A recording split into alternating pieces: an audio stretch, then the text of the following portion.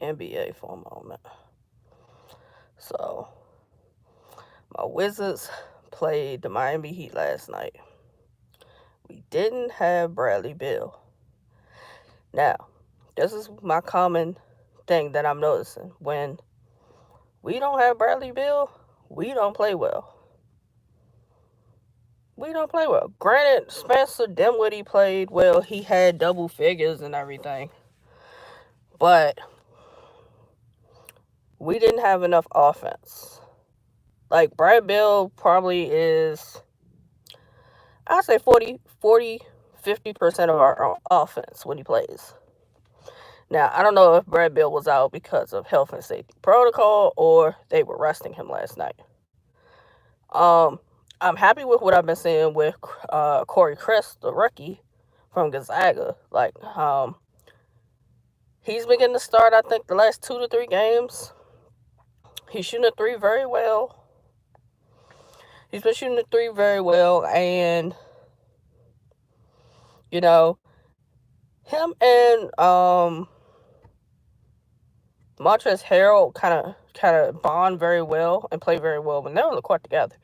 I'm noticing that like Montrezl Harrell is kind of like mentoring him to a sense about where to be at on the court and how to get his shot, and if like he doesn't make the play, how to move on to the next one and not beat himself up about it.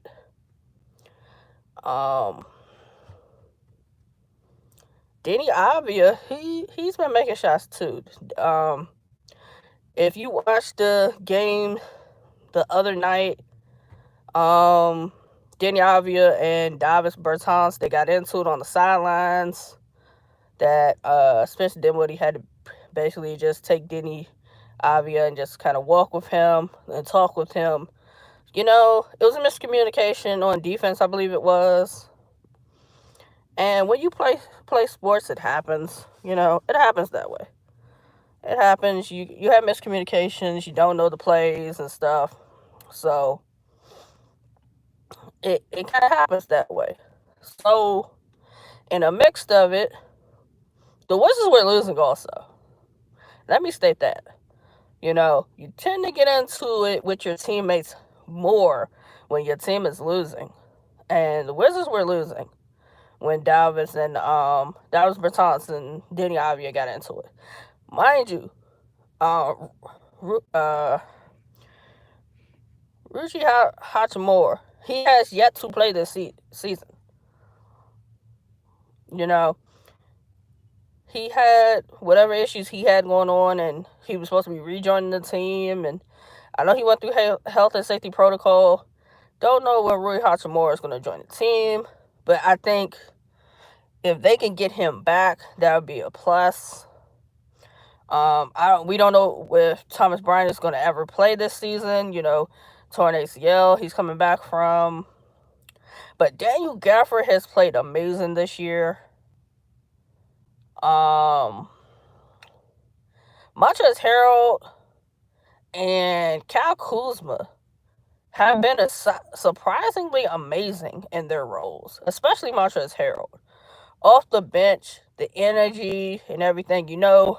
They played the Sixers. Yeah, I think it was during the Sixers games when Davis and Denny got into it, and then Joel Embiid and Montrezl Harrell mixed it up a little bit, and Montrezl got ejected.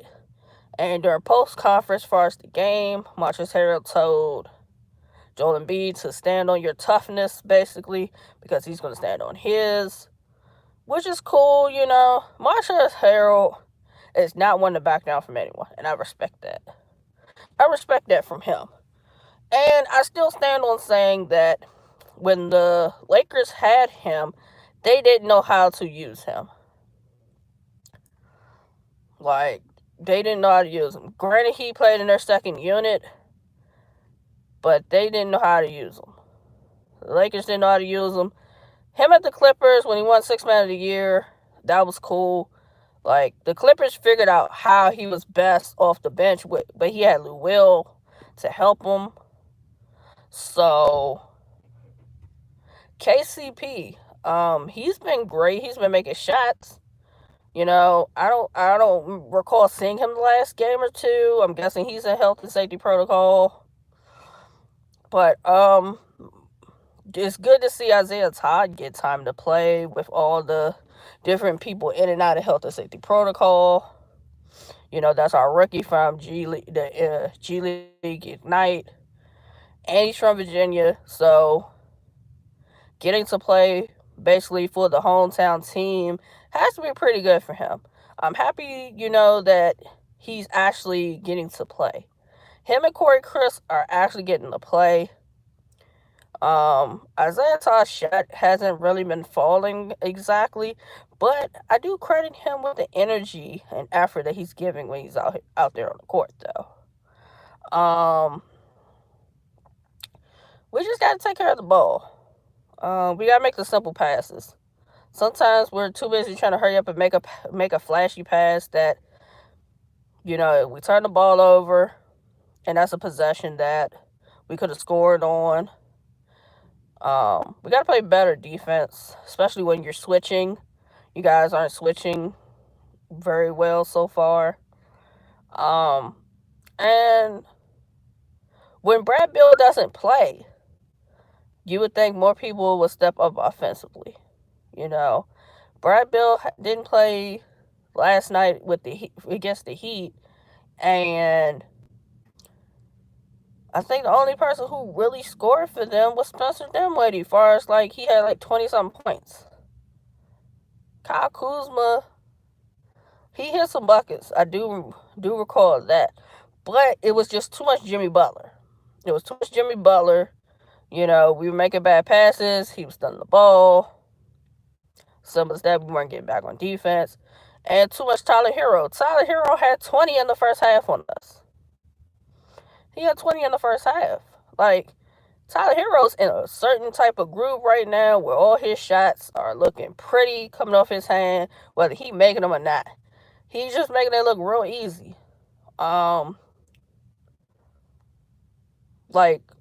The Heat had players that, if you're not a Heat fan, you didn't even know who some of these guys are.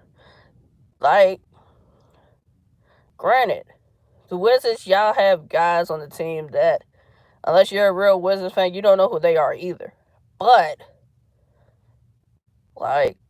Marcus Garrett, the rookie for the Heat, he was doing really good on defense. He was guarding Spencer Dinwiddie. He did pretty good on defense guarding him. Gabe Vincent, he was getting to the basket with ease. We weren't guarding him. The Martin twin, y'all was letting him free roam around. Wasn't nobody really guarding him.